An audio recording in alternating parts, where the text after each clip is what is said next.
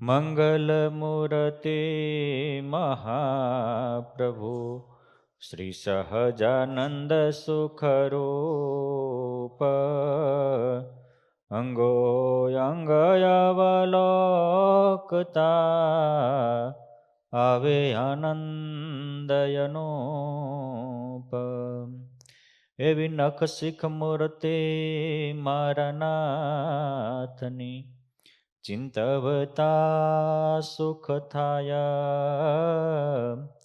અહો નિશયુરમાં ધારતા કરવું રહે નહીં કાયમ. ચરિત્ર સર્વે ચિંતવી મૂર્તિ ધારે મના.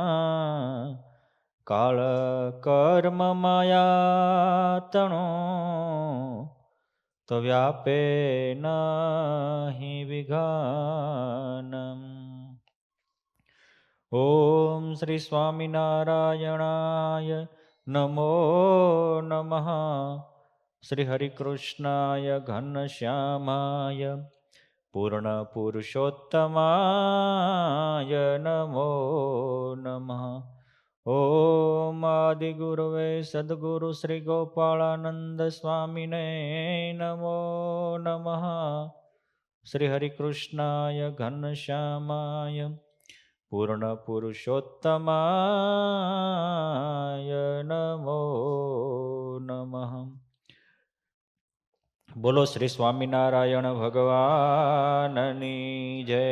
શ્રી હરિકૃષ્ણ મહારાજની જય. શ્રી ઘનશ્યામ મહારાજની જય. શ્રી રાધારમણ દેવની જય. શ્રી લક્ષ્મીનારાયણ દેવની જય. શ્રી સિદ્ધેશ્વર મહાદેવની જય. 500 પરમહંસની જય. કરેલું કોઈનું જાતું નથી અને કર્યા વિના કાંઈ મળતું નથી. આ મંદિર તમારું ઘર ચલાવવું હોય તો તમે એની માટે કાંઈક કરો છો કે નહીં એનો લાભ લેવા માટે? તો આ ભગવાનનું મંદિર છે, આપણા બધાનું મંદિર છે. હું ભક્તોને કહેતો હતો કે કચ્છી ભક્તો ને બીજા ભક્તો એમાં આટલો ફેર. કચ્છી લોકો 5 થી 7 ભક્તો ભેગા થાય, પહેલું મંદિર બનાવે પછી ઘર બનાવે. એટલે કચ્છીઓમાં જેટલા ભારતીય સંસ્કારો ટક્યા એટલા બીજા ગુજરાતીઓમાં સંસ્કાર ન ટક્યા. તો આપણું આ મંદિર હવે તો બન્યું છે. તમે તો 50-70 જેટલા ઘર છો, પરિવાર છો, બધાય મળી અને જેમ તમારા ઘર માટે તમે કંઈક કરો છો એમ મંદિર માટે પણ કંઈક કરજો. પારક્યું અન્ન એ પોતાના પુણ્યને હરનારું છે, એવું દરેક સદગ્રંથોનું, દરેક સત્પુરુષોનું વિધાન છે. માટે અહીંયા આપણો જ મંદિર છે અને મોક્ષનું સાધન કેટલું? આટલું જ છે, ઝાઝુ નથી. કે જેવું ઘરમાં પ્રીતિ છે એવી મંદિરમાં થાય, જેવી સંબંધીમાં સ્નેહ છે એવો સંતમાં થાય, જેવો દામવાલા લાગે છે એવા રામશ્યામ કે ઘનશ્યામ વાલા લાગે, જિંદગીનો જંગ જીતાઈ જાય. આપણને જેવી ઝેરમાં શ્રદ્ધા છે એવી અમૃતમાં થઈ જાય ને તો જિંદગીનો કામ થઈ જાય. આ નથી થતું આપણાથી. મીરાબાઈને રાણાએ ઝેર મોકલ્યું, એની દાસી લઈને આવી, પીવા ગયા. તકે છે કે રાણી પિતા નહીં, આમાં ઝેર છે. તકે ઝેર છે નહીં, ઝેર હતું. ભગવાનને ધરાવ્યું પછી જો ઝેર રહેતું હોય તો ભગવાન છે એની ખાતરી શું? એમ કરીને ઝેર ઘટાવીને પી ગયા અને કટોરો આપીને કીધું રાણાને કહેજો ફરી ઝેરના પ્યાલા મોકલે. કહેવાનો અર્થ કે ઝેર કરતા પણ એને અમૃત સ્વરૂપ ભગવાનમાં વધારે શ્રદ્ધા હતી, વધારે વિશ્વાસ હતો. તો એ વિશ્વાસ એના ઝેરને અમૃત કરી નાખ્યો. ભગવાન સ્વામિનારાયણ વડતાલથી ગઢપુર જતા હતા. ગાંફ ગામના પાદરમાં ભોગાવો નદી, સમુદ્રની વેળ આવેલું ખારું પાણી અને મોટો સંઘ, 500-700 ઘોડા, ગાડી અને 1000 જેટલા માણસો, સમુદ્રનું ખારું પાણી, એટલા બધા પશુને પાણી પાવું ક્યાંથી? રસોઈ બનાવવા સારું પાણી ભાલમાં કાઢવું ક્યાંથી? અત્યારે જેવી કોઈ વ્યવસ્થા હતી નહીં. એટલે બીજી બધી સગવડતા હતી, પાણીનું હું બધા મૂંઝાણા.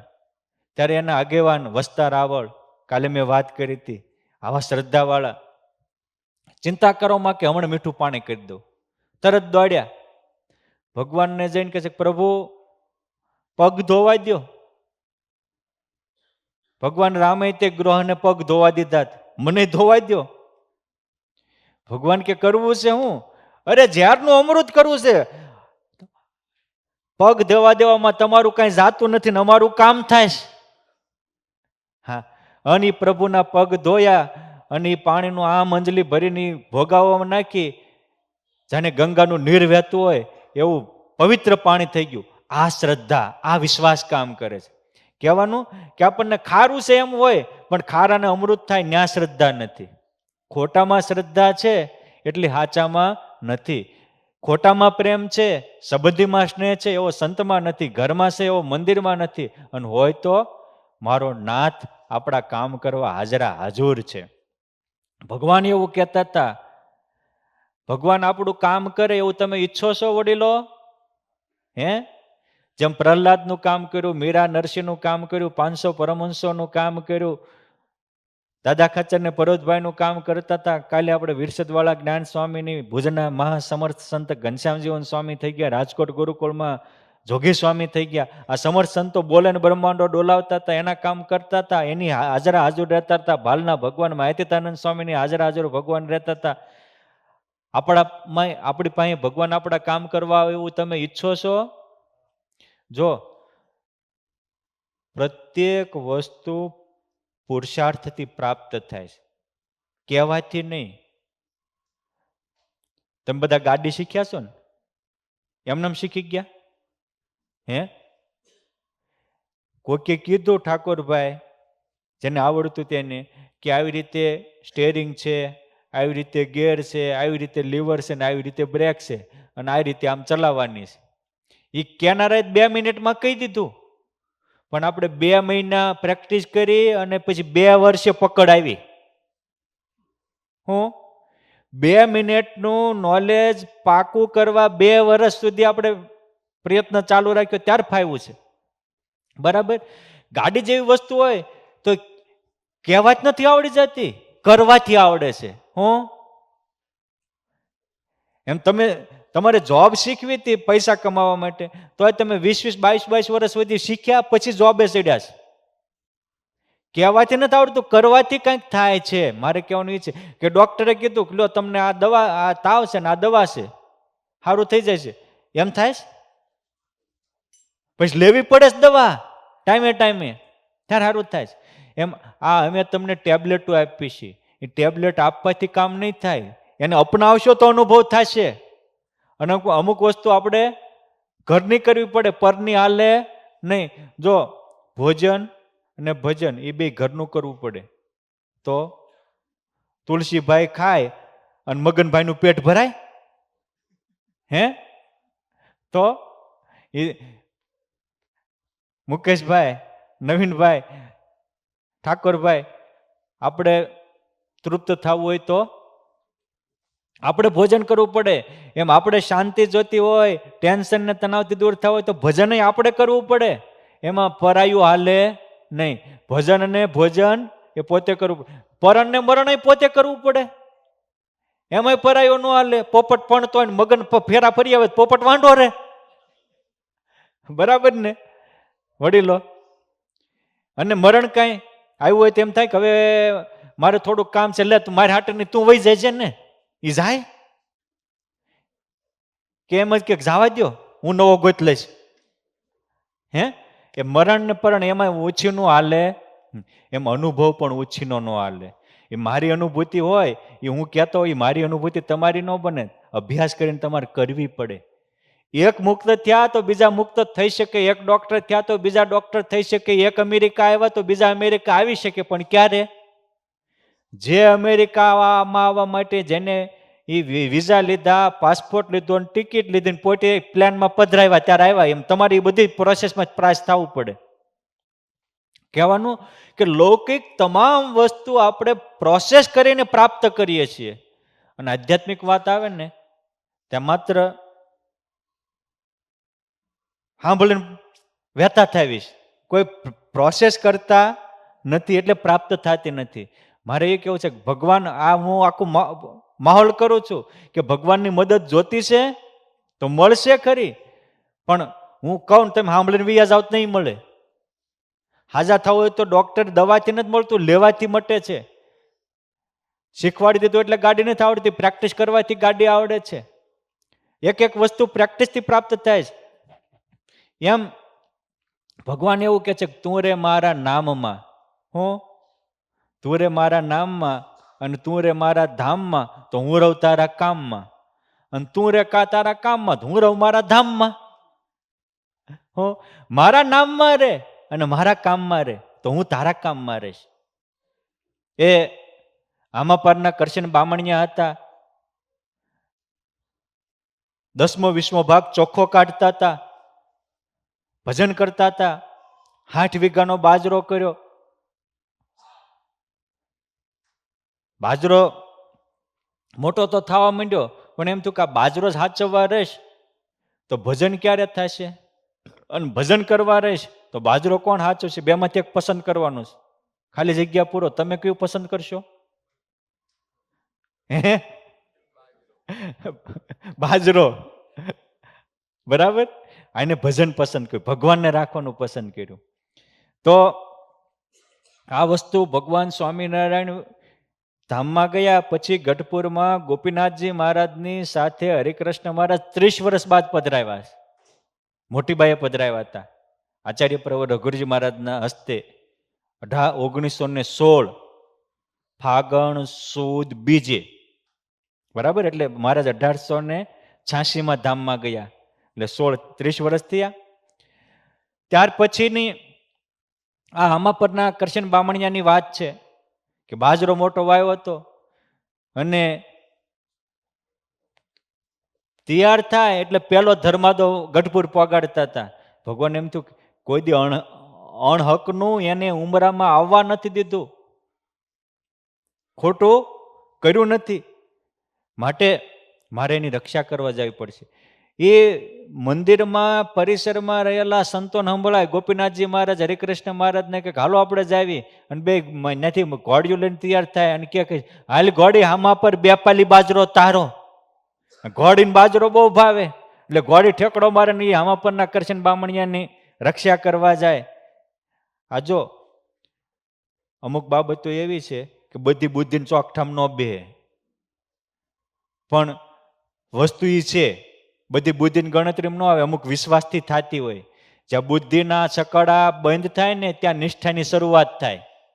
હું દુર્યોધનને શકુની બુદ્ધિ દોડાવીને આમ કરે કે આમ કરશું એટલે પાંડવો હારી જશે, આમ કરવું પડશે પાંડવો હારી જશે. એની બુદ્ધિની ગણતરી પૂરી થાય ત્યાં પાંડવોની નિષ્ઠા ચાલુ થાય ને કૌરવોના સોડા ઉડી જાય. એ ગણતરીથી ચાલ્યા હતા અને ઓલા ભગવાનના વિશ્વાસે ચાલ્યા હતા. બુદ્ધિ તો એમ જ કે અગ્નિ નાખી બળી જાય, પણ પ્રહલાદની રક્ષા થાય. હું કામ? વિશ્વાસ હતો. એટલે આ વિશ્વાસની વાત છે. બાજરો પાક્યો, હવે જેની ઉપર ભગવાનની દ્રષ્ટિ પડી હોય એની વાત શું કરવાની? સામાન્ય કોઈ મોટા માણસની દ્રષ્ટિ પડે એ સારું થઈ જતું હોય તો પરમાત્માની દ્રષ્ટિ પડી. મહાભારતમાં એક ટચુકડો પ્રસંગ છે કે હિમાલય હાડ ગાળવા ગયા પછી પાંડવો સ્વર્ગમાં ગયા ત્યારે સ્વર્ગાધિપતિને પૂછ્યું મારા ભાઈઓ ક્યાં? દુર્યોધન કે તો નરકમાં પડ્યા છે. તો યુધિષ્ઠિર રાજા નરકની મુલાકાતે જાય છે અને એ નરકના કુંડમાં આધિ વ્યાધિને ઉપાધિનામાંથી સપડાતા જીવોમાં યુધિષ્ઠિરનો પગ પડ્યો તો બધાને શાંતિ પથરાણી. એમ આપણા જીવનમાં જ્યારે ભગવાન કે મોટાનો વિશ્વાસ આવી જાય છે એની દ્રષ્ટિ આપણી ઉપર પડે ત્યારે આપણા હૈયામાં શાંતિ પથરાતી હોય છે. એના ખાલી એના આગમનનો એટલો અભાવ. એક ધર્મરાજાના આગમનથી નરકમાં શાંતિ થતી હોય, ત્યાં તો પુરુષોત્તમ નારાયણનું આગમન છે. બીજાને બાજરાના અવડાવડા ડુંડા થયા અને પુરુષોત્તમની દ્રષ્ટિ પડે હાથના ડુંડા થયા. તે બાજુવાળા ગામના આદમને મક્કનને કદરલીન બકરલીન બધા કેલ્યા, હે બામણિયાનો બાજરો બહુ મોટો થયો છે, હાલો ને વાટ જાવી, જેને એના બાપે પકવ્યું હોય છે. આ અણહકનું અનીતિનું કોઈ દિવસ ઘરમાં લાવતા નહીં. તમારી ખરાબ લક્ષ્મી આવે છે ત્યારે 4 વાના લઈને આવે છે. અનીતિનો પૈસો, 4 વાના કુટુંબનો ક્લેશ, એકાદા સભ્યને બીમારી, એકાદા સભ્યનું બેડ વર્તન, બેડ હેબિટ, એ કામમાં કે લોભમાં લેવા જશે, કોકનું કંઈક કરશે, આખા કુટુંબને હેઠું મોઢું દેખાડવા જેવું નહીં રહે. અને કોર્ટ કચેરી એટલે દવાખાનું, ઝઘડા, દોષોને પરાધીનતા અને કોર્ટના ધક્કા. આ આપણા ઘરમાં આવેલો અનીતિનો પૈસો આ કરાવે છે, આપણી બુદ્ધિ ભ્રષ્ટ કરી નાખે છે. કરશન બામણિયાનું ઓલા અનીતિનું લેવા ગયા અને એ 50-60 જણા ઊંટને બળદગાડા લઈને આવ્યા અને બાજરો ભસરાક ભસરાક ભસરાક ભસરાક વાઢવા માંડ્યા. અડધો વઢાયરો અન પુરુષોત્તમ નારાયણે એકુક ચાબકા દિવ્ય રૂપે ફટકાર્યા. એટલે કે એ મારું બેટું મને ચાબકો વાગ્યો. બીજો કે એટલે મને વાગ્યો. કે ભૂત, ભૂત નથી તમારો બાપ અદભુત. હે પણ ભાગ્યા. પણ આ ચોર હશે ને એમ એક બીજા શેડે જઈને પછી મને કે એક બાજુ ભૂત થતો બીજી બાજુ નહીં. ભગવાને તો આખો બાજુ લણાવો જ તો ને, બીજી બાજુ જઈને મીંડ્યા ભસરાક ભસરાક ભસરાક લણવા. લણાઈ રહ્યો અને ગાંહડિયું બાંધવા ગયા ત્યાં ભગવાને ફરીને 2 ચાબકા માર્યા. અને જેમ નરસિંહ ભગવાન જન્માન ગર્જના કરી એમ જે ગર્જના કરી ગોપીનાથજી મહારાજને હરિકૃષ્ણ મહારાજે ભાગ્યા. કોઈ ચપ્પલ લેવાય ઊભા ન રહ્યા, દાંતડાને પછેડા પડ્યા રહ્યા અને વાડિયું ઠેકીને ભાગ્યા. તે ઘરમાં કરીને જોયું કાંટા કેટલા વાગ્યા હશે. હે ભગવાન સ્વામિનારાયણ મંદ મંદ હસતા કરશન બામણિયાને કહે છે કે તું મારો 10મો 20મો ભાગ કાઢે છો, મારા નામ માર્યો છું, માટે વાડી હાચવવાનું લડવા સુધીનું કામ મેં કરી દીધું. સૌ ખડું કાલ તું લઈ લેજે. જો ભગવાનના વચનમાં રહ્યા અને ભગવાનના નામમાં એટલે ઉપાસનામાં, આજ્ઞાની ઉપાસનામાં રહ્યા, એના કામ ભગવાન કરે. એમ આપણે પણ આપણા દ્રવ્યની શુદ્ધિ માટે દેવ દ્રવ્ય છે. આપણે નાનું મોટું કાંઈક કામ કરતા હોય તો જાણે અજાણે તનથી મનથી પાપ તો થતું જ હોય. એ દ્રવ્યની શુદ્ધિ માટે 10મો 20મો ભાગ કાઢીએ એ કોઈ ધર્મ દાન નથી. એ દાન નથી, એ દ્રવ્યની શુદ્ધિ છે. અને એ શુદ્ધિ આપણા પરિવારની વૃદ્ધિ માટે છે, આપણા પરિવારની સુખ શાંતિ માટે છે. માટે તમે રાખજો, ભગવાન તમારા કામ કરશે. અને આજથી 150 વર્ષ પહેલા કરતા હતા એવી વાત નથી. ફોરેસ્ટ ખાતામાં રમેશભાઈ ઓઝા પોરબંદરના હતા અને જુનાગઢમાં ઉમાયેલા. આ હમણાંની વાત કરું, આજથી 20-25 વર્ષ પહેલાની. પણ વિશ્વાસથી કરશો તો કામ થશે. વિશ્વાસ બહુ જરૂરી છે. સારા કામમાં કોકે કંઈ કીધું હોય એમાં આપણને કોન્ફિડન્સ હોય ને વિશ્વાસ હોય ને આપણે કરીએ તો થાય. એ અહીંયા હતા, એમના ઘરમાં 40 તોલા હોનું હતું, 40 લાખ જેટલા રૂપિયા પડ્યા હતા. અચાનક કામ આવ્યું એના રિલેટિવમાં, એટલે પોરબંદર ગયા. પાછળથી ચોર લોકો એની ઘરની લૂંટ કરી જુનાગઢમાં. એમનું જે રહેતા હતા મોટા અધિકારી હતા. તો ચોર આવ્યા ખરા, પણ આવા ઓશિકાન ગાડલા લઈને વીઆઈ ગયા. અને ગાડલા હેઠે જ રૂપિયા હતા, ચાવી હતી, ભગવાને હાથમાં ન આવવા દીધી. પાડોશીએ ફોન કર્યો કે તમારું તાળું તૂટ્યું છે રાતે. રમેશભાઈ ઓઝા કે ચિંતા કરતા નહીં, મેં અણહકનો 1 પૈસો ઘરમાં આવવા દીધો નથી, અને મારી કમાણી થાય એનો 10મો 20મો ભાગ મેં કોઈ દી રાખ્યો નથી. મારી ભગવાન રક્ષા કરે ને કરે. ઈશ્વરા ખાચરના પટારાને ચોર તોડીને લઈ જાય, દિવાલ તોડીને પટારો લઈ જાય તો તાળું ન તૂટવા દે ભગવાન. શું કામ? હકનો હતો. નીતિએ નારાયણ વચ્ચે હક હોય ને હરિકૃષ્ણ મહારાજ હાજર રહે. માટે સુખી થવું હોય, એ ઘરે આવ્યા અને જોયું તો 40 તોલા હોનું અને 40 લાખ રૂપિયા હતા. એક પૈસો કે તોલું હોનું ચોરના હાથમાં નહોતા આવવા દીધું. આ ભગવાન તમારા તેજોરીની રક્ષા કરવા હાજરા હાજર બેઠા છે, પણ એનું એને આપી દેજો. અને એ આપણા સંસ્કાર માટે છે. તમે અહીં છો તો અહીંનો મંદિરનો લાભ લ્યો છો, તો આ મંદિરને તમારાથી થાય એટલી મદદ કરજો. બરાબર, જ્યાં જે હોય એને મદદ કરવાની હોય. કેમ છે, પહેલો લાભ આપણે એનો લેતા હોય છે. આપણા સંપ્રદાયમાં 10મા 20મા ભાગનું ભગવાને કહ્યું છે.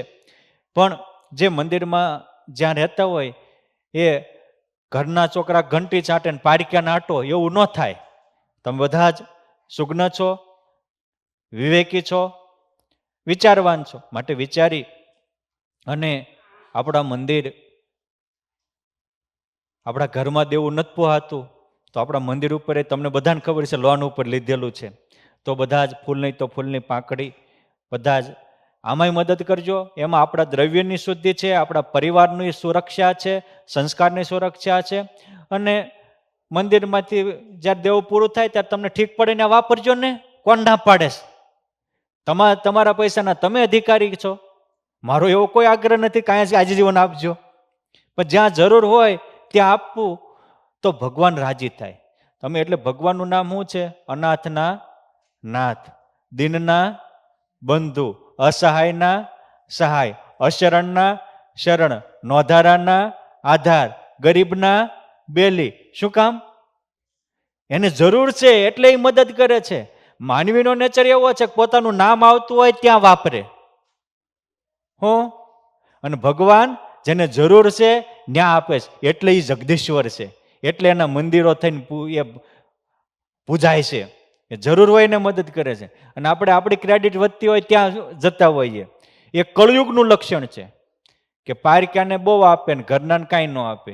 કળયુગના જે લક્ષણો કીધા છે ભાગવતજી વગેરેમાં, એમાં આ કહ્યું છે કે બીજાને મદદ કરવા જાય, મા બાપને સાચવે નહીં.